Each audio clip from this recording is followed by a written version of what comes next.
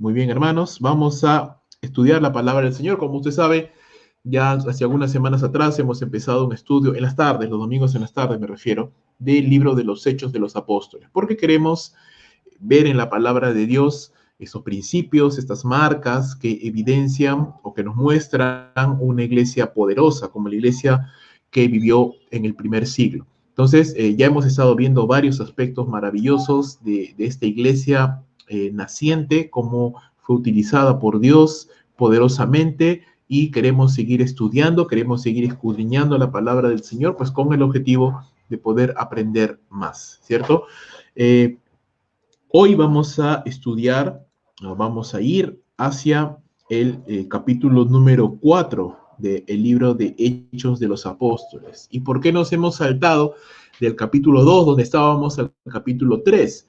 Bueno, básicamente porque en el capítulo 2 y en el 3 se encuentran las predicaciones de Pedro, y estas predicaciones de Pedro ya las hemos estudiado, hermanos, anteriormente en los domingos en la mañana, cuando estábamos hablando de esta serie Sermones que cambian vidas. Entonces, no vamos a tocar estos sermones de Pedro porque ya los hemos estudiado, y vamos a ir directamente al capítulo número 4, donde vamos a ver un episodio muy increíble de la palabra del Señor. Si tú recordarás, en el capítulo número 3 del libro de los Hechos, vemos a Pedro predicando la palabra del Señor en el templo de Jerusalén, y esta predicación surgió a raíz de la sanidad de un hombre que estaba cojo de nacimiento, y a raíz de la sanidad de este cojo, pues se propicia una oportunidad, la gente se amontona, se acumula para escuchar, para ver qué es lo que había pasado, pues, y Pedro, viendo la oportunidad, pues aprovecha esta circunstancia para poder predicar de Cristo Jesús, ¿no? Y hay ahí una tremenda respuesta de conversión de personas. 5,000 personas se convierten al Señor. Y sin embargo, Pedro no puede terminar de predicar allí, porque entonces llegan los gobernadores, los soldados que habían sido enviados por los religiosos judíos para intervenir a esta turba, ¿no?, que se estaba formando, y para poder llevarse a Pedro y a Juan prisioneros, ¿no? Y ahí es donde entramos en el capítulo número 4. ¿Y qué vamos a ver en el capítulo número 4, hermanos? En el capítulo número 4 lo que vamos a mirar, lo que vamos a observar en este capítulo es a una iglesia valerosa, una iglesia valiente, una iglesia que no tiene temor, hermanos, de poder predicar a Cristo Jesús, una iglesia que no tiene reparo en poder hablar del Señor valerosamente, no solamente los apóstoles, pero realmente todos los creyentes involucrados en la labor de la predicación. Así que vamos a empezar leyendo algunos versos de este capítulo, y luego vamos a entrar ya en detalle de cada uno de ellos. Dice el verso número 1 del capítulo 4: hablando ellos al pueblo, vinieron sobre ellos los sacerdotes con el jefe de la guardia del templo y los saduceos, resentidos de que enseñasen al pueblo y anunciasen en Jesús la resurrección entre los muertos. Y les echaron mano y los pusieron en la cárcel hasta el día siguiente, porque era ya de tarde. Pero muchos de los que habían oído la palabra creyeron, el número de varones era como 5,000. ¿Sí? El número de los que creyeron en la predicación de Pedro ahí en el templo era como de 5,000. Ahora, en este capítulo, como les decía, lo que vamos a mirar es una iglesia valerosa, una iglesia valiente, y vamos a ver este valor de la iglesia en 3 aspectos. Lo primero, versos 1 al 12, una iglesia valerosa es una iglesia llena del Espíritu Santo. ¿Sí? La llenura del Espíritu Santo está ligado siempre a la proclamación osada, valerosa, valga la redundancia, del Evangelio, del Señor Jesucristo. Entonces, siempre que vemos a un creyente o una iglesia llena del Espíritu Santo, vamos a ver esa iglesia, vamos a ver ese creyente predicando de Cristo Jesús. El segundo punto que vamos a mirar es que una iglesia valerosa es una iglesia obediente al Señor Jesús. Una iglesia que prefiere obedecer a Dios antes que a los hombres. Entonces, eso también es un componente muy importante dentro de, no solamente de la llenura del Espíritu de Dios, pero dentro de lo que una iglesia poderosa debe de ser, una iglesia valiente. Versos 13 al 22. Y por último, versos 23 al 31, una iglesia valerosa es una iglesia que ora, que constantemente está orando a Dios y está pidiendo a Dios, no solamente por una llenura fresca del Espíritu de Dios, sino también por sabiduría, por dirección, por provisión, una iglesia que se mantiene en oración, ¿sí?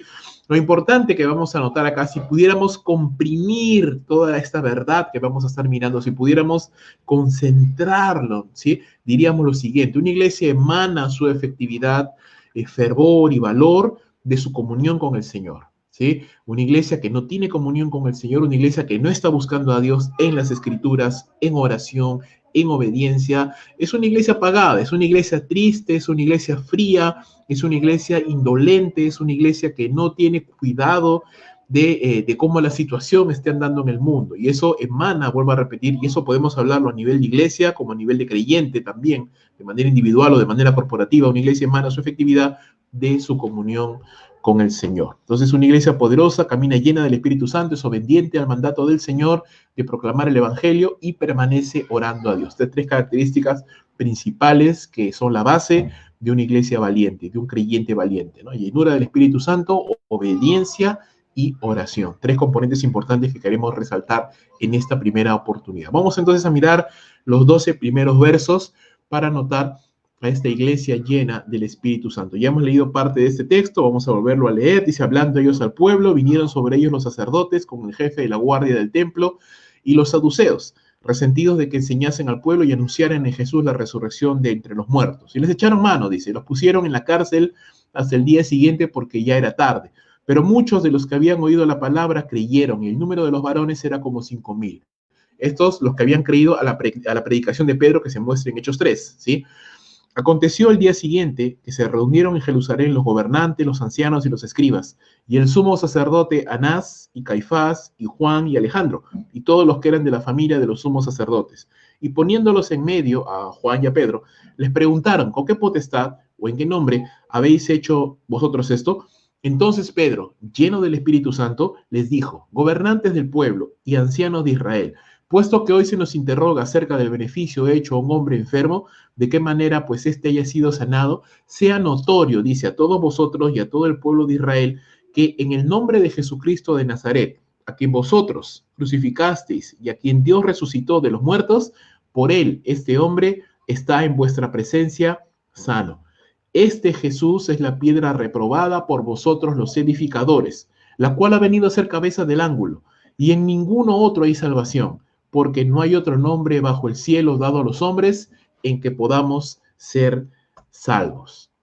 Entonces, ya entrando de lleno en este relato que nos muestra Lucas, vamos a ver que como producto de la predicación, de la segunda predicación de Pedro allí en el templo de Jerusalén, se levantó una oposición, ¿sí? De los gobernantes, de los líderes judíos, se levantaron, se opusieron a la predicación, y dice Lucas interesantemente, nos dice que los saduceos eran básicamente los que estaban moviendo esta oposición, no los fariseos, sino los saduceos eran los que estaban oponiéndose a la predicación de Pedro, y dice acerca de la resurrección, de la predicación de Pedro, ¿no? Que hablaba de la resurrección de Jesús. Eso lo vemos en el verso número 2. Dice: ellos estaban resentidos de que se enseñara al pueblo y que se anunciara en Jesús, perdón, la resurrección de los muertos. Y esto es interesante. ¿Por qué? Porque los saduceos no creían en la resurrección de los muertos, ¿no? Entonces, al estar predicándose una doctrina que para ellos era incorrecta, entonces ellos inmediatamente se opusieron a la enseñanza, ¿no? Y eso es algo que produce el Evangelio, ¿no? Produce un choque entre creencias, la creencia bíblica, doctrinal, correcta, adecuada, contra las muchas creencias que el ser humano tiene y a sus conveniencias. Entonces los saduceos, al ver que se estaba predicando algo que iba contra lo que ellos ya habían establecido como verdad, aunque no era cierto, pues inmediatamente levantaron una oposición, soliviantaron a los alguaciles y a los oficiales para poder llevarse a Pedro y a Juan prisioneros, ¿no? También vemos que 5,000 varones creyeron en el Señor y se añadieron a la iglesia, sin contar las mujeres, solamente varones. Así que estamos hablando de un número bastante grande. Y también encarcelaron a Pedro y a Juan y los pusieron en cárcel, no siendo ellos los principales, ¿no? Los más representativos como cabezas de la iglesia. Al día siguiente, porque era tarde ya cuando los apresaron, al día siguiente dice que Juan y Pedro fueron llevados a la presencia del sumo sacerdote y de toda la familia de los sacerdotes, del Sanedrín, ¿no? Lo llevaron ante el Sanedrín y allí habían pues solamente personajes, tanto fariseos como saduceos, pero estamos hablando de la crema y la nata de la religión judía, hombres eruditos en la ley, hombres con poder. Interesantemente, estos mismos, Anás, Caifás, fueron los que habían juzgado injustamente y habían ordenado la muerte de nuestro Señor Jesucristo, ¿no? Ante ellos se presentó el Señor Jesús y ante ellos también se están presentando Juan y Pedro, lo cual ya era bastante intimidante, ¿cierto? Ya habían ellos torcido la ley y contratado testigos falsos y habían hecho un montón de artimañas sucias para poder culpar a nuestro Señor Jesús. Lo hicieron con el Señor, pues imagínate todo lo que podrían hacer con dos discípulos, ¿no? Con Pedro y con Juan. Así que era una situación difícil, amedrentadora, bastante complicada en la cual Juan y Pedro se encontraban. La iglesia recién estaba naciendo, la iglesia todavía no se había terminado de consolidar y ya habían sido capturados dos de sus principales líderes, ¿no? Así que no estamos hablando de una situación sencilla, sino de una situación complicada para el pueblo de Dios. Sin embargo, ¿no? Y acá viene lo interesante, sin embargo, vemos a Pedro, no lo vemos amedrentado, no lo vemos temeroso, no lo vemos rogando por su vida ni intentando una solución fácil a este problema, todo lo contrario. Lucas añade y detalla que Pedro se levanta lleno del Espíritu Santo. ¿Sí? Esto lo puedes mirar claramente aquí en el versículo número 8, dice Pedro lleno del Espíritu Santo, ¿no? Y empezó a hablar y empezó a defender la posición de ellos, tanto de él como de Juan y en general de toda la iglesia, ¿cierto? Vemos a Pedro responder valerosamente delante de los hombres y eruditos en la ley, ¿no? Y hablar con ese valor, con ese denuedo que solamente se explica porque él estaba lleno del Espíritu Santo. Ahora, esta palabra lleno en el tiempo y modo, en el idioma original, tal como está escrito, nos indica una presencia constante, ¿no? Pedro estaba siendo lleno constantemente del Espíritu Santo. Entonces, algo que también vamos a ver acá como una verdad que se enseña en la palabra de Dios es que la llenura del Espíritu Santo no es un evento que solamente sucedió en Pentecostés y de ahí no volvió a suceder, no. Vamos a ver que la llenura del Espíritu Santo es una experiencia que debe de ser constante en la vida del creyente. Por supuesto, no estamos hablando de una enseñanza que tal vez ha sido un poquito tergiversada por algunas iglesias al mencionar que el bautismo con el Espíritu Santo es una experiencia que el creyente vive, cuya evidencia es hablar en lenguas. No vemos eso en la palabra, ya hemos explicado eso cuando hablamos de Hechos 2 y vamos a seguir viendo ese testimonio en las Sagradas Escrituras, pero lo que estamos hablando es que la llenura del Espíritu Santo, y luego vamos a explicar un poco más de esto, cuando el Señor controla nuestras vidas y toma el control de nuestra vida, es una experiencia que debe de ser constantemente vivida por el creyente, ¿no? Vamos a ver que es la voluntad de Dios que el creyente constantemente esté lleno del Espíritu Santo, y el tiempo verbal en la palabra griega de este verbo nos hace referencia a esto, ¿no? Pedro estaba siendo constantemente llenado del Espíritu Santo, y esta experiencia que él estaba viviendo, pues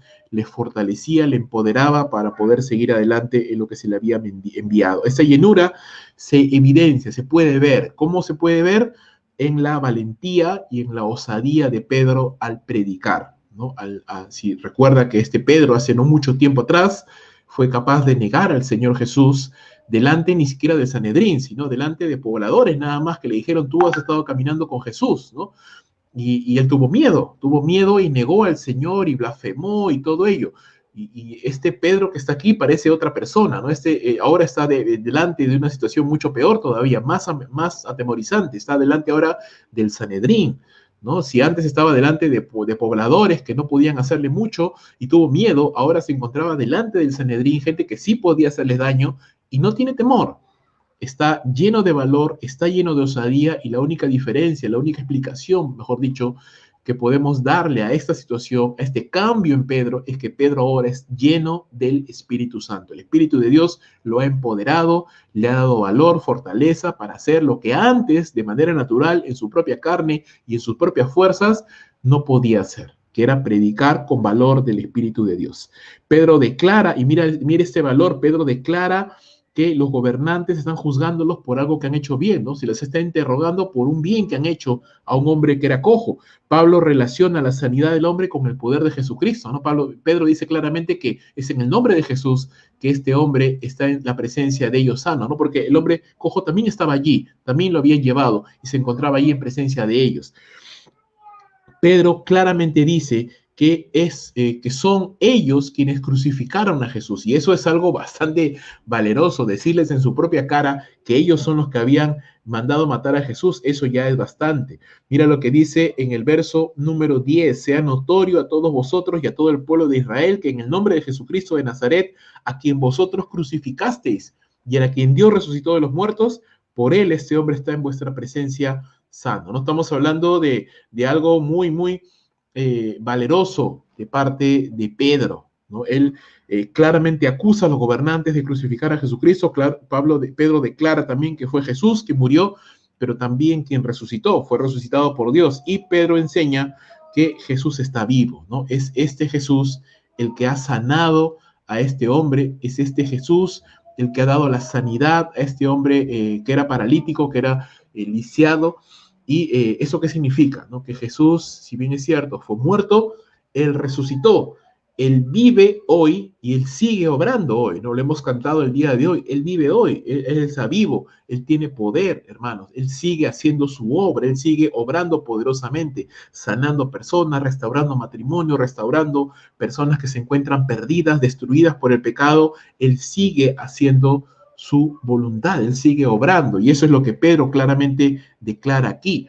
Y quiero solamente detenerme un ratito en esto nada más. ¿Qué es la diferencia? ¿Qué diferencia hay en la persona de Pedro, ¿no? Cómo Pedro pudo cambiar de ser una persona temerosa, timorata, cobarde hasta cierto punto, a ser este discípulo valeroso, lleno de la palabra de Dios, lleno de valor y de denuedo. Y la explicación para esto, para este cambio, hermanos, es la la llenura del Espíritu Santo.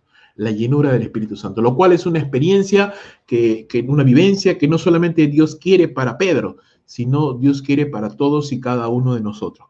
Pablo también enseñó en el libro de los Efesios capítulo 5, que es la voluntad de Dios, hermanos. Es la voluntad de Dios que seamos llenos del Espíritu de Dios. Por lo tanto, Pablo dice, no seamos llenos de vino, no nos embriaguemos con vino, porque cuando el vino nos controla y nos domina, pues comenzamos a actuar de maneras indecorosas y comenzamos a hacer cosas que seguramente sanos no haríamos jamás, porque el alcohol nos domina y estamos obviamente prestos a las disoluciones de la carne.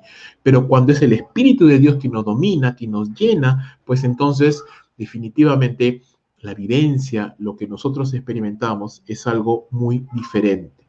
Es ese valor, es ese denuedo, es ese control, es este gozo, esta alegría en nuestros corazones de poder alabar al Señor, de poder darle gracias, de poder vivir y ver la vida de una manera diferente. No estamos hablando de una experiencia mística en sí misma, pero estamos hablando de que Dios está trabajando, cambiando nuestra manera de pensar, cambiando nuestro sentimiento, nuestra vivencia, y estamos siendo y dejando de lado todas aquellas cosas y limitaciones que como seres humanos en nuestra propia carne no tenemos, para dejar rienda suelta a que el Señor nos utilice de una manera poderosa, de una manera que Él desea utilizarnos para la gloria de su nombre y obviamente para la predicación del Santo Evangelio. Entonces, trasladándolo esto a la vivencia de la iglesia, no solamente a Pedro o a un creyente, sino a toda la iglesia, tenemos que pensar entonces, hermanos, que en primer lugar necesitamos ser una iglesia llena del Espíritu Santo, ¿cierto?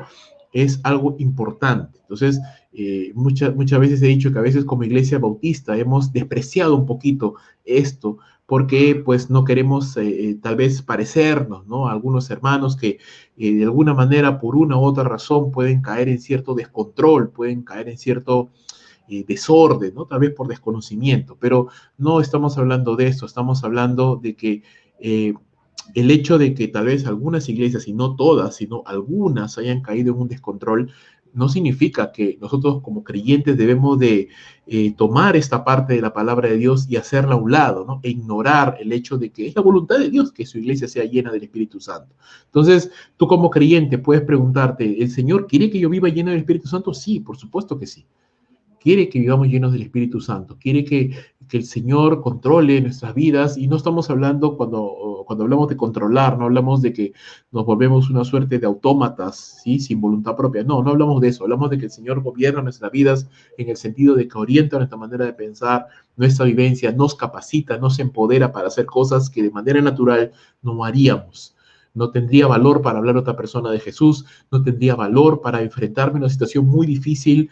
El Espíritu de Dios nos empodera para hacer su santa y bendita voluntad, para predicar el Evangelio. Siempre la llenura del Espíritu Santo, hermanos, está ligado a el valor para predicar el Evangelio de Jesucristo. Siempre. Una iglesia llena del Espíritu Santo es valerosa en predicar el Evangelio del Señor Jesús. Por supuesto, si hacemos un estudio ya más profundo de esto, vamos a ver que la llenura del Espíritu Santo, vuelvo a repetir, tiene mucho que ver con la llenura en la palabra de Dios. Una persona que no está llena de la palabra de Dios no puede pensar en ser llena del Espíritu Santo. Una persona que no está obedeciendo al Señor, que no está orando, no puede pensar que es lleno del Espíritu Santo. Por eso, y eso hace la diferencia entre lo que muchos piensan es una experiencia mística, solamente sobrenatural, en la cual no interviene nuestro intelecto, a la verdadera llenura del Espíritu Santo que nos muestra la palabra de Dios, donde muchos factores confluyen. ¿Sí? Hablamos de que el Señor nos empodera, sí, por supuesto, pero hablamos de una mente y un corazón llenos de la palabra de Dios, hablamos de una vida que vive en obediencia al Señor. Entonces, ¿Pedro manifestaba estas características? Sí, por supuesto. Pedro manifestaba estas características. No era una persona que de pronto pedía una experiencia sobrenatural y ya, era lleno del Espíritu de Dios. No, estamos hablando de que hay factores que confluyen para que esto se dé. Llenura de la palabra de Dios, una vida de obediencia y que el Señor empodere nuestras vidas para un propósito determinado, ¿sí? Nunca estamos hablando de que una persona es llena del Espíritu Santo para su propia gloria, para aparecer como una superestrella espiritual y ponerse por encima de los demás. No, vemos siempre en la palabra de Dios que cuando una persona es llena del Espíritu Santo, siempre lo es para glorificar a Jesucristo, para hablar del Santo Evangelio, para hacer la obra de Dios. Siempre tiene un propósito definido, hermanos. Una iglesia llena del Espíritu Santo, vuelvo a repetir, es valerosa en predicar el Evangelio del Señor Jesús. Y Pedro se levanta con este ánimo, con este valor, con este denuedo y le dice en su cara a estos gobernantes: ustedes son los que crucificaron a Jesús, pero a este Jesús al cual ustedes crucificaron, Dios lo levantó de los muertos. Él está vivo, Él está lleno de poder y Él sigue obrando hoy. Y esa es la razón por la cual este hombre que era cojo ahora se encuentra sano. Porque ¿quién lo ha sanado? Jesús. Este Jesús que ustedes crucificaron, Él está vivo y vivo para siempre. Este Jesús que ustedes pensaron que lo vencieron, este Jesús reina y reina con poder. Este Jesús es la piedra reprobada por vosotros los edificadores, dice Pedro, la cual ha venido a ser cabeza del ángulo. Y en ningún otro hay salvación, porque no hay otro nombre bajo el cielo dado a los hombres en que podamos ser salvos. Si tú lees a Pedro antes de la resurrección de Jesús, vas a darte cuenta de un Pedro completamente diferente. Ya dijimos cuando estudiamos los primeros dos sermones de Pedro, que aquí lo vemos a Pedro tomar las escrituras, citar la palabra de Dios, que nunca antes lo había hecho Pedro antes de la resurrección de Jesús. Vemos a Pedro levantarse y tomar la posición y el ministerio que Dios le ha encomendado. Vemos a Pedro ahora ya no actuar impetuosamente, vemos a Pedro ahora actuar con aplomo, con serenidad, con tranquilidad, pero con valentía, con poder que da el Espíritu de Dios. Vemos un Pedro completamente diferente, hermanos. Un Pedro completamente diferente. Y el cambio, vuelvo a repetir, la diferencia, vuelvo a repetir, se encuentra en la llenura del Espíritu de Dios y en que este Pedro ha estado orando con los 120 en el aposento alto. Este Pedro ha estado leyendo la palabra de Dios, este Pedro ha estado viviendo en santidad. Entonces te das cuenta cómo esos componentes confluyen y son y causan la diferencia en este hombre de Dios. De este mensaje, de este cortito mensaje, porque solamente son 2 versículos, en su mensaje muy cortito, pero muy conciso, muy poderoso y muy valeroso, vemos que en primer lugar, bueno, está lleno de valor. Es un mensaje basado en la palabra de Dios porque él está citando el Salmo 118 y yo te animo que en casa lo leas. No tengo el tiempo para leerlo completo, pero es un salmo precioso, es un salmo de alabanza a Dios por la salvación que él nos da. Y el Salmo 118, verso 22 dice justamente eso, ¿no? La piedra que los edificadores echaron ha venido a ser cabeza del ángulo, ¿no? Y es un salmo profético porque nos habla acerca de cómo los hombres desecharon a Cristo Jesús, pero Dios ha tomado a Cristo Jesús y le ha levantado por sobre todo nombre que se nombra. Jesús fue rechazado por los judíos, pero fue exaltado por el Padre. Jesús fue muerto por los judíos, fue entregado a la muerte, pero Dios le dio nuevamente la vida. Y también se nos dice que el Evangelio es exclusivo, ¿no? Solamente en Jesús hay salvación, dice Pedro, claramente. No hay otro nombre bajo el cielo dado a los hombres en que podamos ser salvos. Solo en Jesús. No hay salvación en la obediencia a la ley, no hay salvación en las buenas obras, no hay salvación en santos, no hay salvación en otras supuestas deidades que el hombre puede inventar. El único camino de salvación es a través de Cristo Jesús. Él es la puerta, Él es el camino, Él es la única vía de acceso al Padre. Solo en Jesús hay salvación. El Evangelio es exclusivo. Hay muchas personas que dicen, hay muchos caminos para Dios. Incluso recuerdo que una vez el Papa, ¿verdad? El gobernante religioso de la Iglesia Católica dijo que hay varios caminos para poder llegar a Dios. No, no hay varios caminos, solo hay un solo camino. Y ese camino se llama Jesucristo. No hay otro camino, hermanos. El Evangelio es exclusivo. O vienes a través de Jesucristo o no puedes tener acceso a Dios. No hay otro camino, es exclusivo. El Evangelio es de origen divino, no es algo inventado por el hombre, no es un sistema de religión inventado por el ser humano, es un regalo de Dios, viene del cielo, es dado del cielo a los hombres. No tiene un origen humano. El Evangelio es divino, es de Dios, proviene del Señor en su misericordia. Y por último, el Evangelio es efectivo, hermanos, es efectivo. No es como muchas religiones enseñan, pues procura, ¿no? Procura agradar a Dios y tal vez en el más allá, pues sea salvo. No, el Evangelio es efectivo. Todo el que cree en el Evangelio será salvo, indefectiblemente. Es efectivo, es exclusivo y tiene un origen divino. Pedro predica esto claramente y es interesante que a quién lo predica, ¿no? Lo predica a aquellos que creían que la salvación era a través de la obediencia irrestricta a la ley, es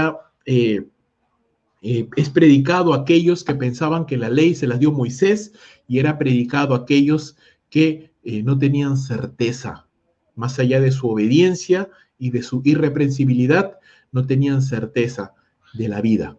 Hermanos, sí, porque mira, los fariseos sí creían en la resurrección, los saduceos no, y tenían ahí controversias entre ellos, pero Pedro viene y con la palabra del Señor bien interpretada, llena del Espíritu Santo, viviendo una vida de santidad y de comunión con el Señor, predica claramente la palabra de Dios y eso definitivamente causó pues un alboroto ahí en pleno Sanedrín. Ya hemos visto anteriormente a Pablo predicar delante de reyes, ahora vemos a Pedro predicar delante de hombres eruditos en la ley. Y eso es hermoso, hermanos, eso es precioso, que Dios da la oportunidad a alguno de sus hijos para poder anunciar el Evangelio. Y hermanos, no necesitas predicarle delante de un rey o delante de un erudito. Tú necesitas predicar delante de quien se te ponga delante y pedirle al Señor que nos dé valor, que nos dé denuedo, que nos dé valentía para predicar el santo evangelio de nuestro Señor Jesucristo. Hermanos, no necesitamos esperar sentir algo distinto, no necesitamos esperar una experiencia sobrenatural para decir estoy lleno del Espíritu Santo, hermanos. Lo que estamos viendo aquí es que hay ingredientes que garantizan que una persona camine llena del Espíritu Santo. La primera que vemos es la oración, la segunda que vemos es un conocimiento de la palabra de Dios, la tercera que vemos es la obediencia al Señor, la santidad. Haz estas tres cosas, hermano, pídele a Dios que Él te llene de su Espíritu Santo y Él lo va a hacer. Tal vez tú no sientas absolutamente nada y no tienes por qué sentirlo, pero en el momento preciso de la prueba, de la tentación, de la oposición, hermanos, tú vas a responder y vas a hablar y vas a actuar con un denuedo, con una sabiduría de lo alto que tú ni idea. Me ha pasado, hermanos, a lo largo de mi vida cristiana, encontrarme en situaciones delante de delincuentes a veces o delante de situaciones muy difíciles y de pronto responder y decir, ¿cómo he hablado esto? ¿De dónde han venido estas ideas? ¿No? Y no son mías, son del Señor, hermanos. Y no me sentía diferente, no sentías ningún tipo de experiencia extraordinaria, simplemente es una vivencia, recuerda. A veces las personas se centran en la experiencia, pero realmente es una vivencia constante. Pedro estaba siendo siempre lleno del Espíritu Santo, estaba siempre y constantemente energizado, ¿no? Es algo muy parecido, salvando obviamente las diferencias Cuando yo veo que mi carro, la cujita del combustible ya está llegando a una zona peligrosa de reserva, la zona roja, yo tengo que ir inmediatamente al grifo para poder llenarlo nuevamente para garantizar que ese carro va a seguir funcionando sin ningún problema. Entonces, algo así, salvando las diferencias, ¿no? Tengo que constantemente estar buscando al Señor, orando, leyendo la palabra de Dios, procurando vivir en santidad y pidiéndole al Señor, Padre, lléname de tu espíritu. Quiero vivir energizado por tu poder. Quiero vivir en ese buen ánimo, en ese optimismo, en ese valor, en ese fervor, que cuando se presenta la prueba a mi vida, yo digo con valor, en el nombre de Jesús, la vamos a sacar adelante con ese optimismo y esa fe, que en algún momento se te presenta la oportunidad de predicar el Evangelio, lo haces con valor, lo haces sin vergüenza, lo haces sin tener temor del que dirán, porque el Espíritu de Dios te está energizando, hermano. Vuelvo a repetir, no necesitas predicar delante de un presidente, de un ministro, de un rey o de un erudito, delante de cualquier persona, y tú necesitas, y yo necesito, vivir llenos del Espíritu Santo. Primera, entonces, característica de una iglesia valerosa es una iglesia llena del Espíritu Santo. Una iglesia valerosa, segundo punto, es una iglesia obediente. Y esto es el balance. Y esto es lo que hace la diferencia entre muchas personas que piensan que la llenura del Espíritu Santo solo es una experiencia sobrenatural sin ninguna sustancia. Es decir, por ahí dicen, hablo en lenguas, por ahí siento un calor, por ahí siento un temblor, pero mi vida no ha cambiado. Mi vida sigue siendo una vida de desobediencia, sigo sin leer la palabra, sin orar. No es una verdadera llenura del Espíritu Santo, hermanos. La llenura del Espíritu Santo siempre, en la Biblia, siempre está ligado a la oración, siempre está ligado a la obediencia al Señor y siempre tiene un propósito. Y ese propósito no es engrandecerme a mí mismo, ese propósito es predicar de Cristo Jesús, glorificar a Cristo Jesús. Esa es la gran diferencia. Una iglesia valerosa, entonces, es una iglesia obediente al Señor Jesús. Leamos Hechos capítulo 4, verso 13 hasta el versículo número 22. Dice, entonces, viendo quiénes los saduceos, los gobernantes que estaban ahí escuchando a Pedro, viendo el denuedo de Pedro y de Juan, y sabiendo que eran hombres sin letras y del vulgo, se maravillaban y les reconocían que habían estado con Jesús. Y viendo al hombre que había sido sanado, que estaba en pie con ellos, no podían decir nada en contra. ¿Ves? Ahí estaba el paralítico al lado de ellos, el ex paralítico, ¿no? Estaba sanado, no podían decir nada en contra, estaba la evidencia ahí. Entonces les ordenaron que salieran del concilio y conferenciaban entre sí diciendo, ¿qué haremos con estos hombres? Porque de cierto, señal manifiesta ha sido hecha por ellos, notoria a todos los que moran en Jerusalén, y no lo podemos negar. Sin embargo, para que no se divulgue más entre el pueblo, amenacémosle, para que no hablen de aquí en adelante a hombre alguno en este nombre. Y llamándolos, les intimaron que en ninguna manera hablasen ni enseñasen en el nombre de Jesús. Mas Pedro y Juan respondieron diciéndoles, juzgad si es justo delante de Dios obedecer a vosotros antes que a Dios, porque no podemos dejar de decir lo que hemos visto y oído. Ellos entonces les amenazaron y les soltaron, no hallando ningún modo de castigarles, por causa del pueblo, porque todos glorificaban a Dios por lo que se había hecho, ya que el hombre en quien se había hecho este milagro de sanidad tenía más de 40 años. Algo muy interesante que vemos acá, hermanos, no solamente es la valentía de Pedro y de Juan, quien prefieren obedecer a Dios antes que al Sanedrín, quienes tenían la autoridad para acusarle falsamente y mandarlos a la muerte, como hicieron con el Señor Jesús. Algo muy interesante que vemos acá, aparte de esto, es que los miembros del Sanedrín, los saduceos, el sumo sacerdote y todos los sacerdotes que se encontraban allí, recuerda que el Sanedrín se componía por 70 hombres.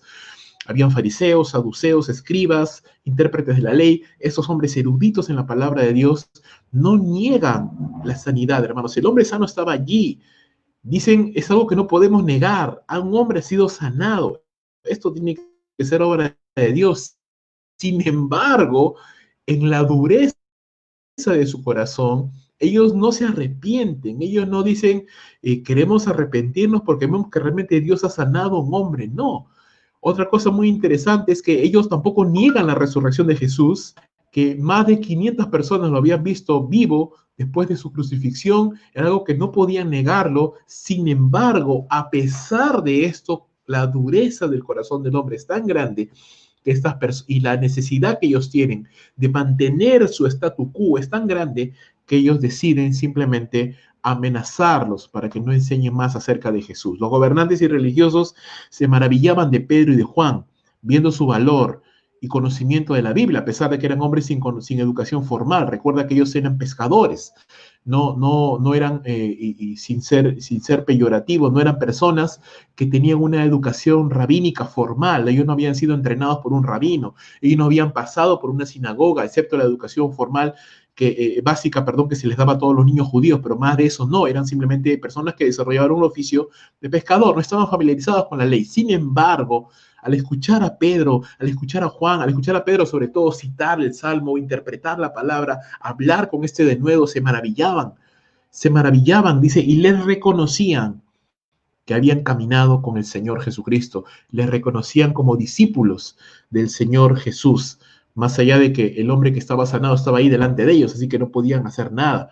Pero vuelvo a repetir, como dije en su momento, aún así no querían creer en Cristo Jesús y no querían cambiar su manera de ser ni su manera de pensar.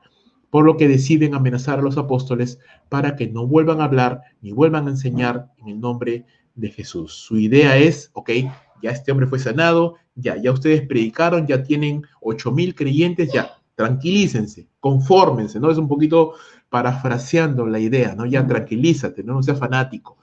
Como muchas personas, hermanos, a veces, y podemos ver a Satanás atrás de estas personas, ¿sí? Guiándoles para decir, ¿no? Parafraseando, no sean fanáticos, ¿no? Ya tienen 8,000 convertidos, ya tranquilícense, ¿no? Cálmense, ya tienen bastantes para ir, estar tranquilos, ya tranquilícense, dejen de predicar, ya no sigan, ¿no? Como muchas veces, hermanos, a veces personas, amigos, familiares nos tratan de detener, ¿no? No seas fanático, ¿no? ¿Qué tanto haces yendo a la iglesia? ¿Qué tanto haces escuchando la palabra? ¿Qué tanto haces orando? No, tranquilo, relájate, no, tómatelo con calma. Y hermanos, qué hermoso es ver a Pedro, a Juan, a la iglesia, ¿no? Hambrienta y sedienta, no de números, hambrienta y sedienta de hacer la voluntad de Dios. Y la voluntad de Dios, hermanos, siempre es la multiplicación.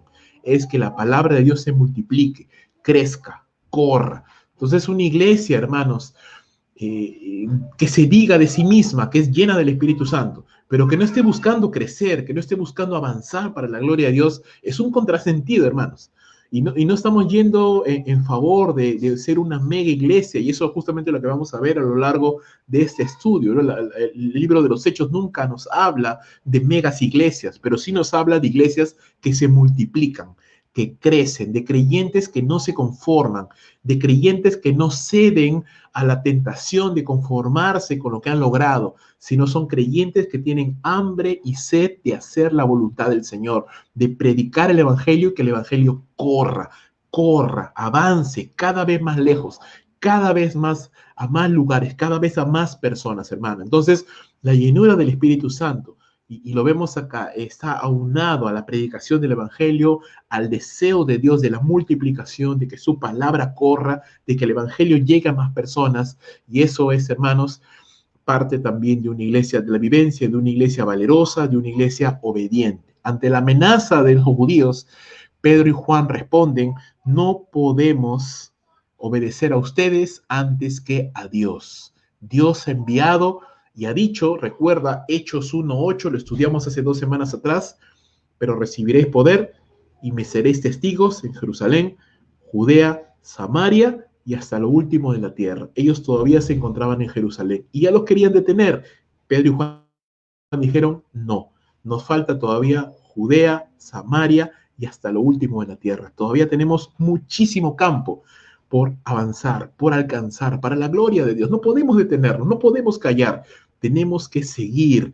Entonces, hermanos, valgan las verdades, a pesar de las circunstancias, de la limitación, de todas las cosas que podemos incluso estar viviendo hoy. La pregunta es, ¿debemos detenernos? La respuesta es no. La voluntad de Dios es la multiplicación. La voluntad de Dios es que su palabra corra. Y si bien es cierto, en este contexto en el cual estamos viviendo de pandemia, específicamente hablando de Perú, no sé cómo será si es que por ahí hay alguien que se conecta y nos ve desde otro país, pero en Perú, por lo menos hablando de esto, de esta situación, estamos de alguna manera todavía limitados a poder salir. Sí, es cierto, sin embargo, ¿eso significa que la obra del Señor se tiene que detener? La respuesta es no. La obra del Señor no se puede detener. Tenemos que obedecer la palabra de Dios, tenemos que seguir predicando con los medios que están a nuestro alcance, poder seguir llevando la palabra de Dios y tener eso, y ser esos creyentes que tienen hambre y sed de que la palabra de Dios se multiplique, corra. Pregunta, hermano. ¿Eres tú un creyente que tiene hambre y sed de que la palabra de Dios corra. Eres un creyente que estás hambriento, sediento de predicar el Evangelio, de que el Señor sea conocido, de que su gloria sea manifestada a todas las personas.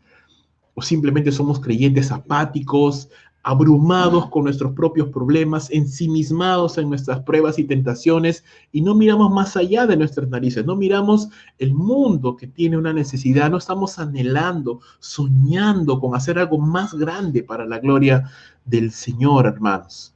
Una iglesia valerosa no es una iglesia conformista, una iglesia valerosa es una iglesia que se adapta, que se adapta. Una de las grandes características de la iglesia del Nuevo Testamento del primer siglo es que era una iglesia que se adaptaba. Antes de la persecución, predicaba de Cristo Jesús. Después de la persecución, seguía predicando de Cristo Jesús.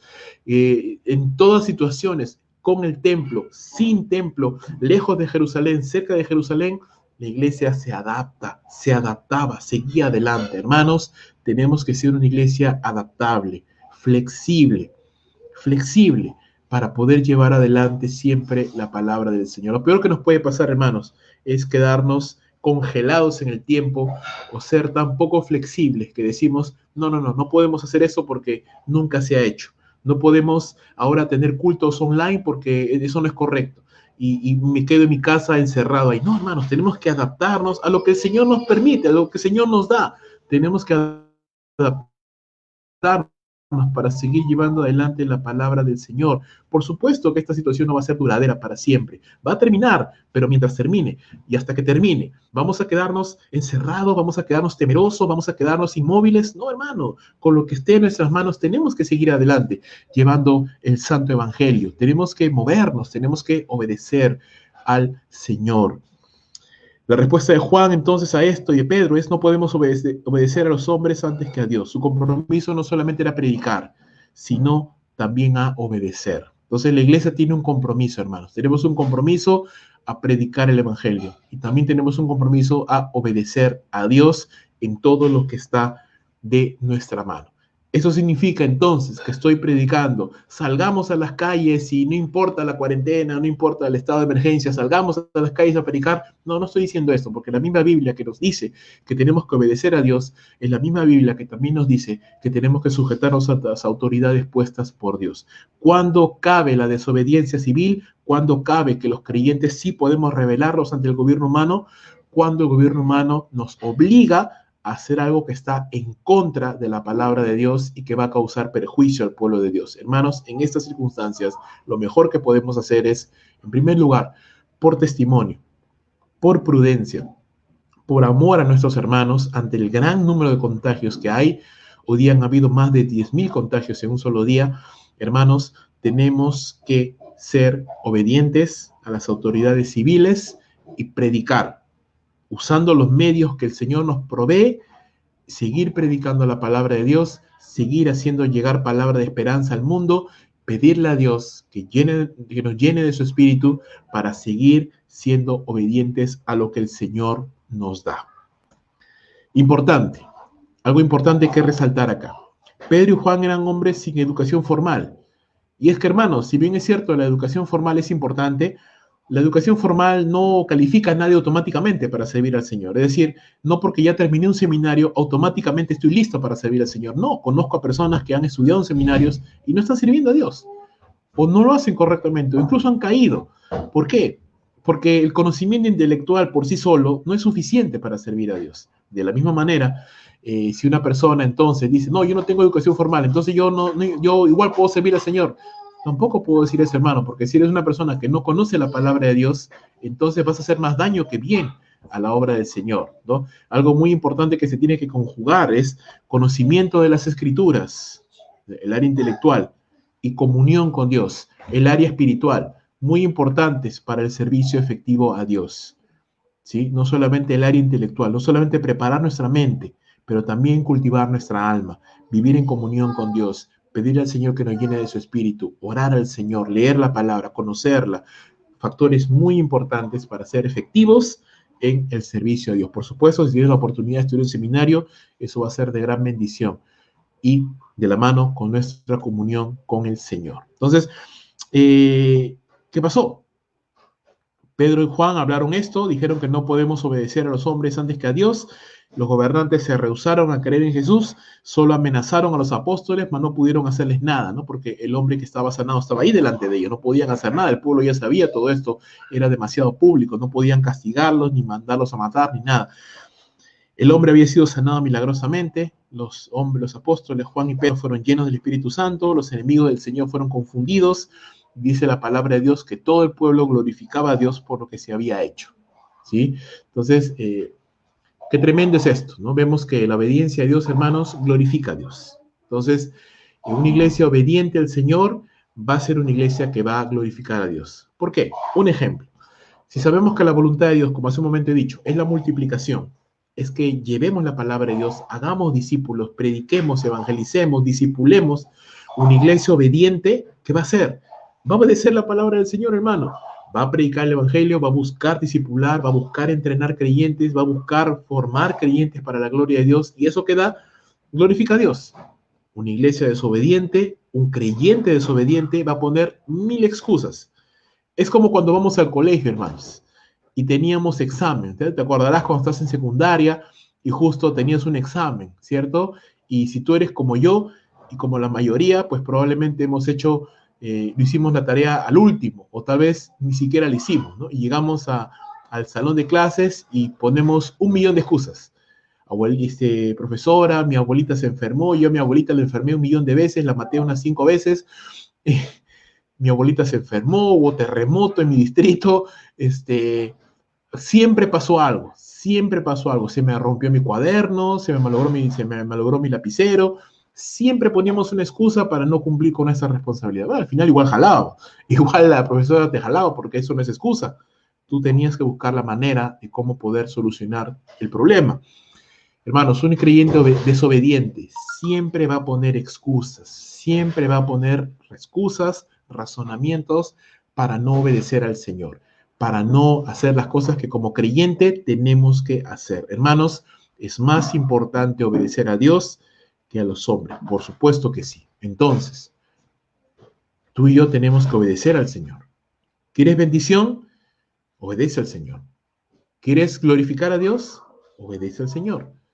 ¿Quieres que Dios te utilice para la gloria de su nombre? Obedece al Señor. A veces queremos obedecer las cosas grandes, queremos que Dios nos dé un gran llamado, que nos dé gran bendición, pero no obedecemos las cosas pequeñas y tenemos que ser fieles en lo pequeño primero si quieres que Dios te dé más. ¿Quieres que Dios te prospere abundantemente? Sé obediente con lo que el Señor te prospera ahora. ¿Quieres que Dios te utilice para llegar a multitudes? Empieza discipulando uno, entrenando uno, evangelizando uno. ¿Quieres que Dios te utilice como una herramienta poderosa por el mundo? Excelente. Empieza por tu barrio. Empieza por tu casa. ¿Quieres que Dios te levante como un ministro poderoso? Empieza sirviendo en tu iglesia y siendo diligente y obediente con lo que el Señor te da. Con iniciativa, con amor por la obra. Hermanos, la excelencia, ¿dónde se encuentra? En los detalles. Y Dios bendice esas cosas. Yo te animo, hermanos, a que seamos obedientes al Señor. Pedro y Juan estaban allí delante del Sanedrín.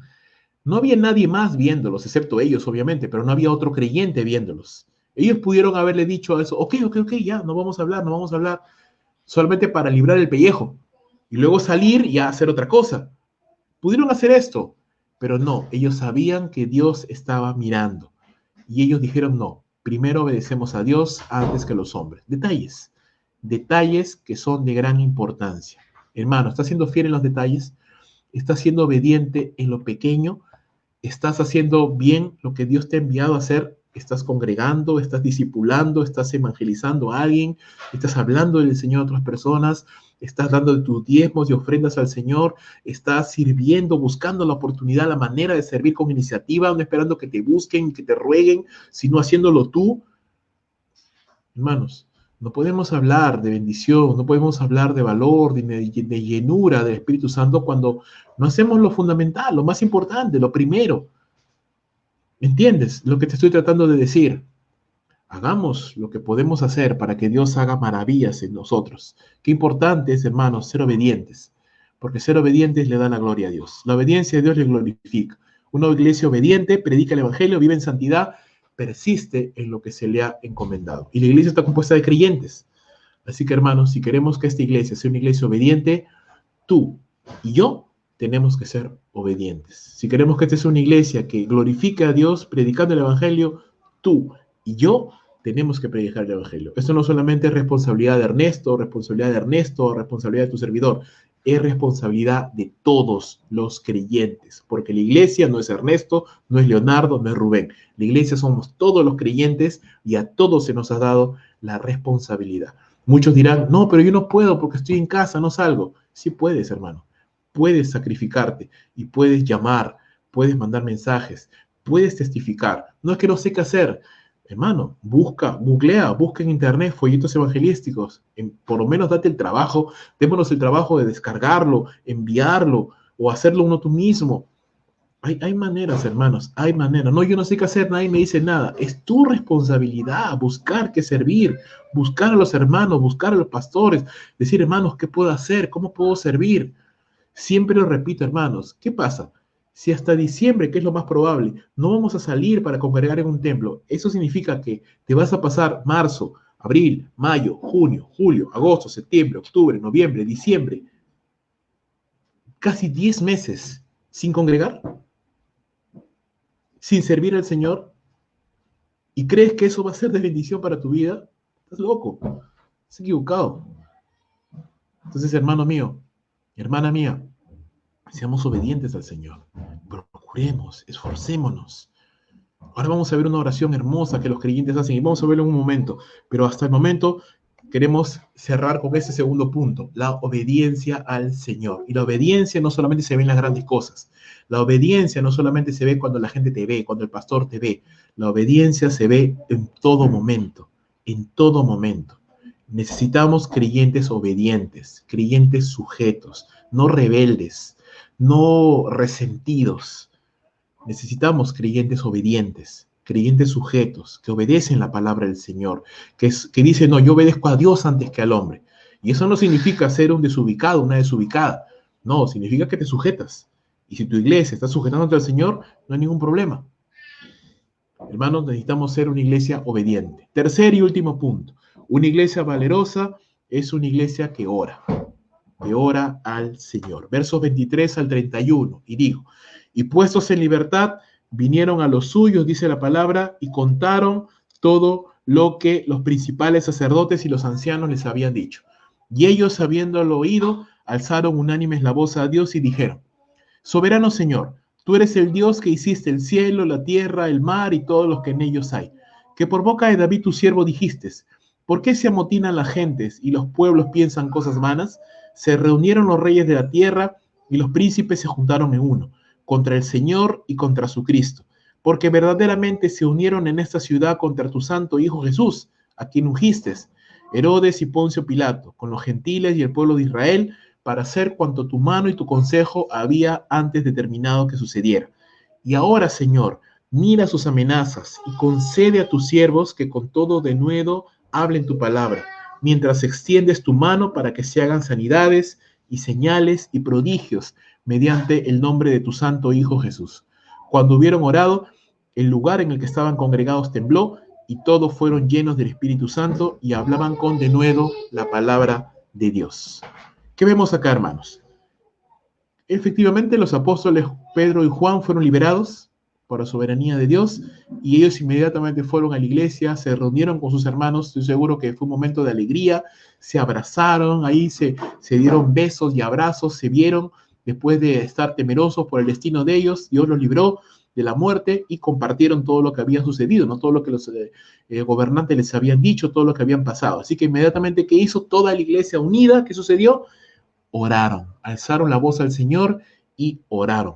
Y en su oración, hermanos, una oración preciosa, lo primero que ellos hacen es apelar al Dios soberano que hizo el cielo, la tierra y todo lo que hay en el mundo, ¿no? Ellos reconocen que están orando a Dios, al Señor que está por encima del Sanedrín, por encima del Imperio Romano, por encima de los gobernantes. Sí, ellos pueden amenazar, ellos pueden amedrentar, ellos pueden intimidar, pero ellos no pueden dar un paso sin que el Señor soberano de los cielos lo permita. Y la palabra que utilizan, hermanos, en el griego para denominar Señor es una palabra bien interesante, porque bueno, normalmente en el griego se utiliza la palabra kurios como Señor, que es un término que se traduce al español como Señor. Normalmente se utiliza esa palabra, ¿no? Que habla acerca del señorío, ¿no? Pero en esta oportunidad no se utiliza kurios. Lucas utiliza otra palabra, déspotes. La palabra griega déspotes, que es digamos que es la raíz de nuestra moderna palabra déspota. Y esta palabra déspotes hace referencia a un amo cuya voluntad no puede ser cuestionada por nadie. No es el amo de esclavos, ¿no? Los esclavos no pueden decir nada porque el amo es el dueño de sus vidas y que nadie le puede cuestionar su voluntad. Y utiliza interesantemente esta palabra para darnos la referencia, darnos a entender que al Dios al que ellos están orando es el Señor, es el amo soberano cuya voluntad no puede ser ni cuestionada ni resistida, ni por su iglesia, menos por el mundo incrédulo. Dios es soberano, Él es el amo, nadie puede detener su mano. Esto es una verdad que vemos desde el Antiguo Testamento, desde Daniel, por ejemplo, cuando en Daniel en el capítulo 4, Nabucodonosor reconoce que no hay nadie que pueda detener la mano de Dios. Reyes incrédulos y creyentes, todos reconocen que Dios es soberano, que no hay nadie que pueda detener ni frenar la voluntad del Señor. Dios es soberano. Por supuesto, no es un tirano, es un amo bueno, misericordioso, bondadoso, pero es amo, es Señor, nadie puede detenerlo. Él está por encima del Sanedrín, por encima del Imperio Romano. Citan ellos el Salmo número 2, ¿no? Los creyentes que están orando juntos todos, y ahí vemos que no solo los apóstoles, todos los creyentes están informados de la palabra, leen las escrituras, no son creyentes, pues hermano, ociosos en la palabra, sino que y por eso están llenos del Espíritu Santo, porque oran, porque leen la palabra, porque están activos, están orando, por eso es una iglesia valerosa, por eso es una iglesia llena del Espíritu Santo. Las cosas no suceden por arte de magia, hermanos. No es que a Dios utilice a una persona por arte de magia, porque es su favorito, no. Porque esa persona está orando, esa persona está leyendo la palabra, esa persona se está esforzando. Esforcémonos, hermanos. Estos hermanos se esfuerzan, leen la palabra, oran al Señor, actúan en obediencia. Por eso Dios los llena, por eso Dios los bendice. Y ellos citan el Salmo número 2 y entonces vemos una oración informada en las Sagradas Escrituras, que es parte de una vivencia llena del Espíritu Santo. ¿Qué dice el Salmo 2? No vamos a leerlo completo, solamente los primeros 7 versos. Dice, ¿por qué se amotinan las gentes y los pueblos piensan cosas vanas? Se levantarán los reyes de la tierra y príncipes consultarán unidos contra Jehová y contra su ungido, diciendo, rompamos sus ligaduras y echemos de nosotros sus cuerdas. El que mora en los cielos se reirá, el Señor se burlará de ellos. Luego hablará a ellos en su furor y los turbará en su ira. Pero yo he puesto mi rey sobre Sión, mi santo monte. Yo publicaré el decreto. Jehová me ha dicho, mi hijo eres tú, yo te engendré hoy. Es un salmo mesiánico que nos habla acerca de la autoridad, del poder del Hijo de Dios, del ungido del Señor, el Rey de Israel, nuestro Señor Jesucristo, aquel que rige con vara de hierro, aquel que tiene todo poder, ante el cual, aunque los gobernantes de la tierra y los reyes de la tierra se reúnan contra él, el Señor se reirá porque no pueden hacer absolutamente nada contra la soberanía del Señor. El verso 27 de Hechos capítulo número 4 nos dice, y leo, porque verdaderamente se unieron en esta ciudad contra tu santo Hijo Jesús, a quien ungiste, Herodes, Poncio Pilato, con los gentiles y el pueblo de Israel, para hacer cuanto tu mano y tu consejo habían determinado antes que sucediera. Según el verso 27 y 28, hermanos, entonces vemos que la oración y el conocimiento de las Sagradas Escrituras le permitieron a estos creyentes, hermanos, interpretar correctamente la situación que estaban viviendo. Ellos no actuaban en miedo, diciendo, ay, el Sanedrín nos ha prohibido predicar, ¿qué vamos a hacer? Esto ya no tiene solución, la iglesia está perdida. No. Ellos conocían la palabra y ellos oraban. Y estas dos herramientas poderosas les permitieron a ellos interpretar correctamente la realidad que estaba pasando, la situación que estaban viviendo a la luz de las Escrituras. A la luz de las Escrituras. Un hombre, una mujer que no está orando, que no está leyendo la palabra de Dios, siempre va a tener una perspectiva depresiva, una perspectiva desesperada, una perspectiva confusa de la vida, ¿no? Hay creyentes ahora, hermano, que viven desesperados, angustiados, nos vamos a morir, todos se van a contagiar, esto es un descontrol. Lo único que está diciendo esa persona es que es un ocioso o una ociosa que no ora, no lee la Biblia y no está buscando al Señor. Porque si orara y leyera la Biblia, tendría una mentalidad, una perspectiva correcta de lo que está sucediendo. Esto que está pasando no escapa al control de Dios. Esto que está sucediendo, Dios lo está permitiendo con un propósito: juzgar al mundo incrédulo, que la palabra de Dios corra, quebrantar el orden mundial y llevarlo hacia el cumplimiento de sus propósitos y purificar a su iglesia, para que todos aquellos que antes se decían a sí mismos, yo soy cristiano, solamente porque iba y se sentaba en un templo, ahora ni siquiera se aparecen en la iglesia. Si antes con las justas hacían el esfuerzo de ir a una iglesia y ni iban constantemente, ahora menos, han desaparecido completamente. ¿Por qué? Porque realmente no amaban a Dios, porque realmente no buscaban al Señor. Hermanos, y es triste, pero es la verdad. El que no se esfuerza, el que no busca a Dios, lo único que está haciendo es dar evidencia, hermanos, de que esa persona realmente tal vez ni conoce al Señor verdaderamente. Es triste, pero es así. La oración y el conocimiento de la palabra de Dios nos da la perspectiva correcta para entender qué es lo que está pasando en este mundo e interpretarlo, no a la luz de nuestros propios complejos humanos y falibles, sino a la luz del pensamiento de Dios registrado en las Sagradas Escrituras. ¿Quieres tener una perspectiva correcta de la vida? Lee la palabra de Dios. ¿Quieres tener una correcta perspectiva del mundo y de todo lo que pasa? Ora al Señor. Ora y lee la palabra de Dios. Y siempre tendremos una perspectiva sana, bíblica, centrada, correcta de lo que está sucediendo. Hermanos, nada escapa al conocimiento anticipado y a la voluntad de Dios. Ni la muerte de Jesús, ni nada escapa a lo que Dios ya había determinado que suceda. Lo que está pasando ahora en estos tiempos, esta pandemia del coronavirus, tampoco escapa ni al anticipado conocimiento ni a la voluntad de Dios. Él sabe hasta cuándo va a durar, qué es lo que va a suceder, qué es lo que va a pasar. Muchas veces nos preguntamos por qué el Señor está permitiéndolo. No lo sé, pero Dios sí sabe. Definitivamente Él lo sabe. Yo no lo sé, Dios sí sabe. Tenemos alguna idea de qué está pasando, pero solo Dios sabe exactamente qué está pasando, cómo empezó realmente, cuándo va a terminar y cómo va a quedar el mundo después de esto. ¿Confiamos en el Señor? Sí. Entonces descansemos en su soberana voluntad. Él es el Señor, Él es el amo. La petición de la iglesia entonces es, ¿no? Ahora ellos, después de que han reconocido esto, que han reconocido que Dios es soberano, que Él es santo, que Él es poderoso, ahora ellos piden. ¿Y qué piden, hermanos? Señor, líbranos del mal, guárdanos calientitos y cómodos en nuestras iglesias. No. ¿Qué piden? Piden valor para seguir predicando la palabra de Dios. Y piden que Dios siga obrando y respaldando la predicación con su poder, haciendo señales, milagros y prodigios. Qué hermoso, hermanos. Ellos no están pidiendo una vida más cómoda, ellos no están pidiendo una vida más fácil, ellos no están pidiendo que dejen de perseguirlos, ellos no están pidiendo eso, están pidiendo que aún en medio de las circunstancias que Dios permite que sucedan, ellos sigan siendo fieles a Dios. ¿Estamos pidiendo eso, hermanos?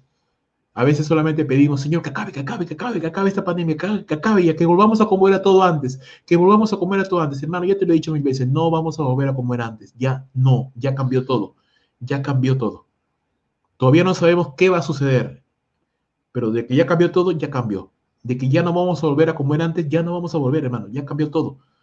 Estamos todavía en un tiempo de transición y no sabemos ni siquiera cuánto va a durar, hermanos.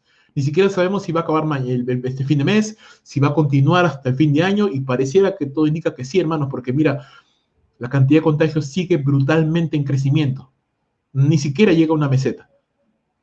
Así que, hermanos, probablemente hasta fin de año, próximo año tal vez.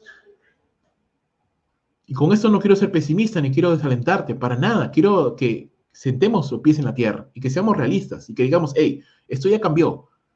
La pregunta es, ¿vas a ser fiel ahora en este nuevo escenario o solamente quieres ser fiel cuando todo está bien?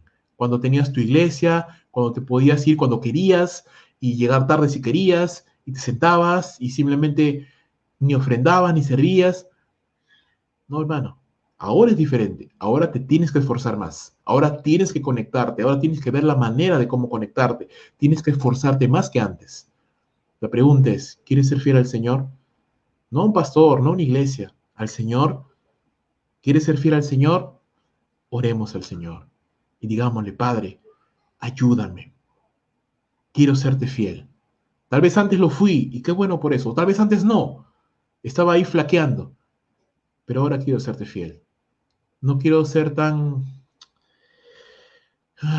¿Cómo decirlo? No quiero ser tan imprudente de decir, Señor, no tengo, no puedo, no puedo.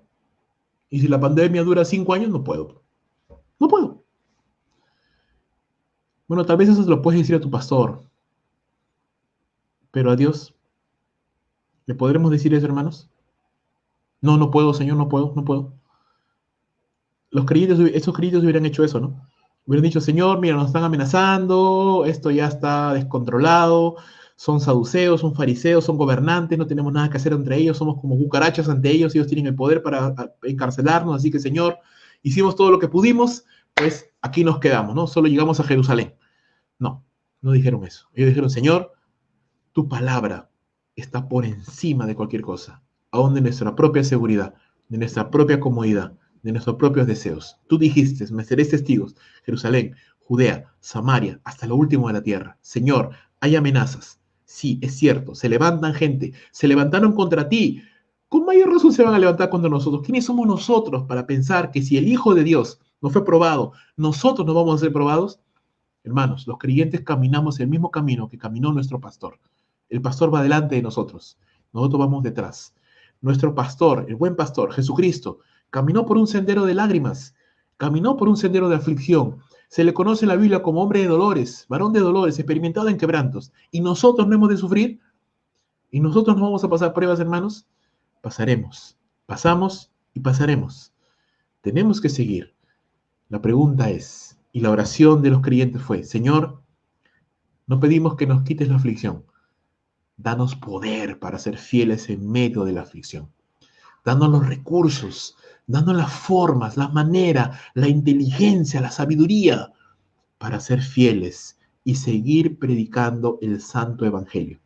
Así que mi hermano, si economía es lo que te falta, pídele a Dios con confianza, hermano, hermana. Señor, dame la economía para serte fiel. Dame la economía para dar a otros, a las misiones. Dame una economía saludable, Padre bendito, para predicar tu evangelio, para conectarme, para servirte, para mandar videos evangelísticos, para predicar, para conectarme con mis hermanos, para estar presente en la iglesia como un servidor del Señor, como lo hacía antes físicamente. Quiero hacerlo ahora también. Ayúdame, Señor. Si salud es lo que te falta, entonces pídele al Señor, Padre, dame fuerzas, dame salud para predicar el Evangelio, para llamar, para discipular, para entrenar a otros. Si ánimo es lo que te falta, hermano, Señor, anímame. Dame el gozo de tu salvación. Hermano, sea lo que sea que nos falte, podemos pedirle a Dios con confianza, porque decimos, Señor, lo que sea que necesito, dámelo, porque quiero ser fiel. Quiero estar en mi iglesia, junto a mi pastor, junto a mis hermanos, serle fiel, serte fiel, Señor, predicando, orando, evangelizando, discipulando, haciendo la obra de Dios, dando sacrificialmente para las misiones, para que el evangelio siga corriendo.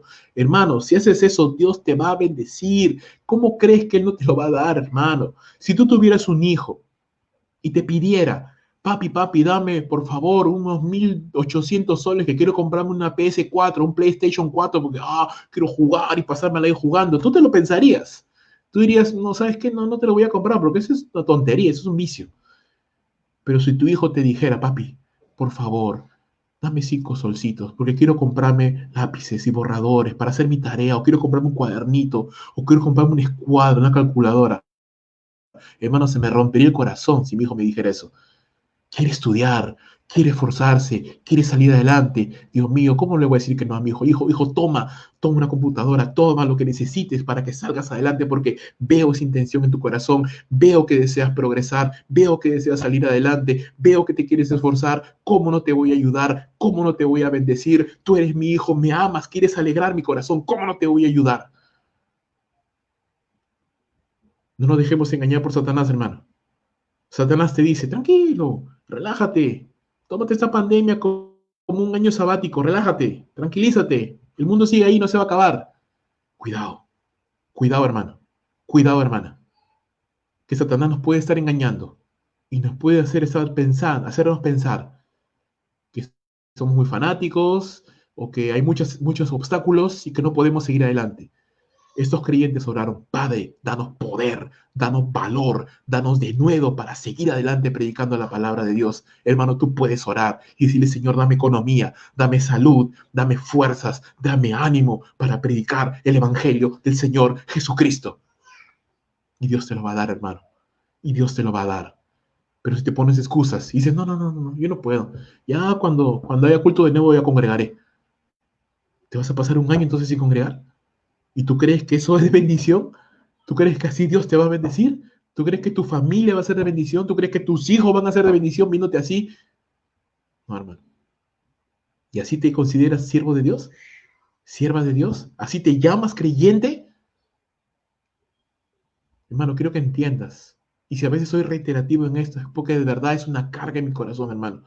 Es una carga en mi corazón porque yo no entiendo, no comprendo cómo una persona puede decir: no hay, pues no hay, no se puede, no puedo servir, no puedo congregar, no puedo.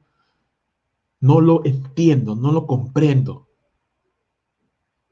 Esfuérzate, te lo suplico, en el nombre de Jesús.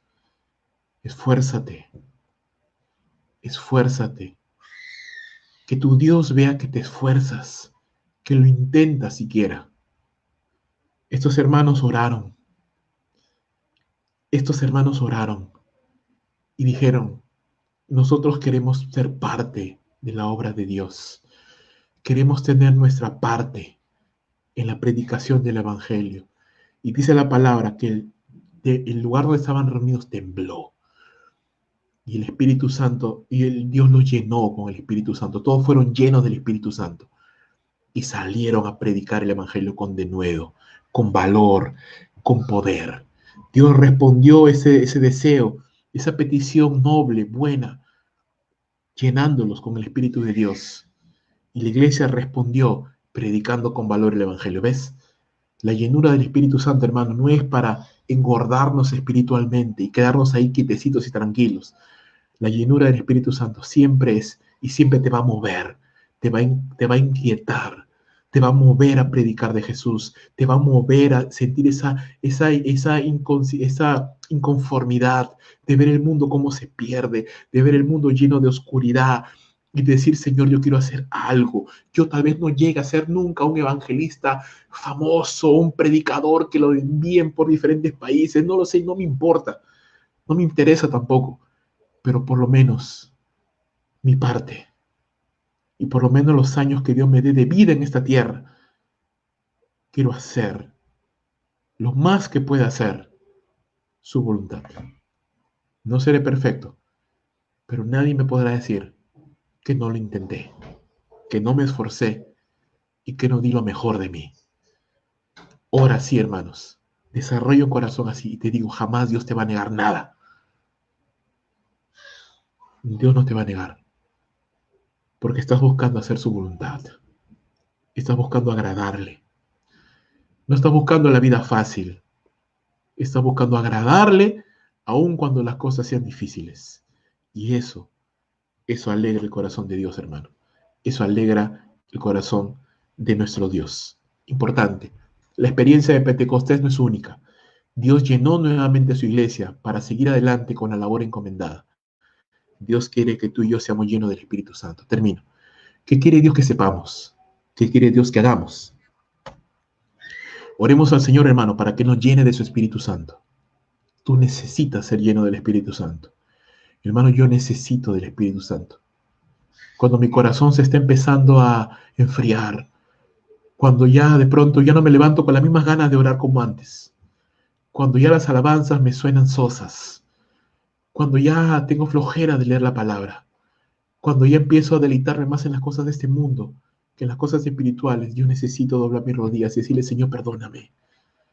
Perdóname, Señor, y lléname una vez más con tu Espíritu Santo. Toma control de mi vida, Señor, de mi mente, de mis pensamientos, de mi voluntad. Tú necesitas ser lleno del Espíritu Santo, hermano. Decidamos ser obedientes al Señor en todo lo que podamos, para que Dios nos dé lo que no imaginamos. Haz lo que puedes para que Dios haga lo que tú no puedes hacer. Pero haz lo que puedes hacer. Oremos juntos como iglesia, hermanos, por valor, santidad, poder, dirección. Hay poder cuando la iglesia ora unida. Qué bueno si estás orando en casa solo, qué excelente. Pero es necesario y hay poder cuando la iglesia ora unida, en unidad. Cuando la iglesia ora, y no solamente ora solo por necesidades puntuales nada más, que familiar, y no está mal, yo no estoy despreciando esas oraciones, son importantes, pero orar también por más, porque Dios nos llene de su espíritu, porque Dios nos dé sabiduría, dirección, fortaleza espiritual, ánimo, para que Dios nos lleve a mirar más allá, que nos utilice, que nos ayude a adaptarnos para seguir sirviendo al Señor, aún en medio de estas nuevas circunstancias. La llenura del Espíritu Santo, hermano, es una experiencia continua que debe ser experimentada por todos los creyentes, no solamente por los líderes, no solo por el pastor, todos, tú y yo, todos necesitamos ser llenos del Espíritu Santo, porque todos tenemos que predicar y todos tenemos que discipular y todos tenemos que servir al Señor, todos. Por último, debemos siempre predicar a Cristo Jesús.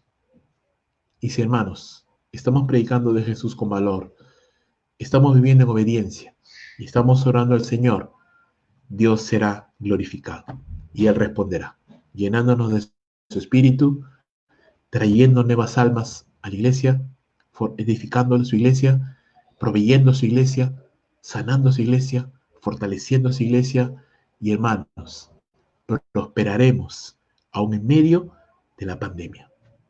Prosperaremos. Dios hizo prosperar a Israel en medio de un desierto, hermanos. Dios hará prosperar su iglesia aún en medio de la pandemia. Tú puedes estar en medio del infierno, hermano, pero si Dios está contigo, tú prosperarás. Tú saldrás adelante y serás no solo bendecido, sino serás de bendición. Yo lo creo con todo mi corazón y lo enseño y quiero vivirlo.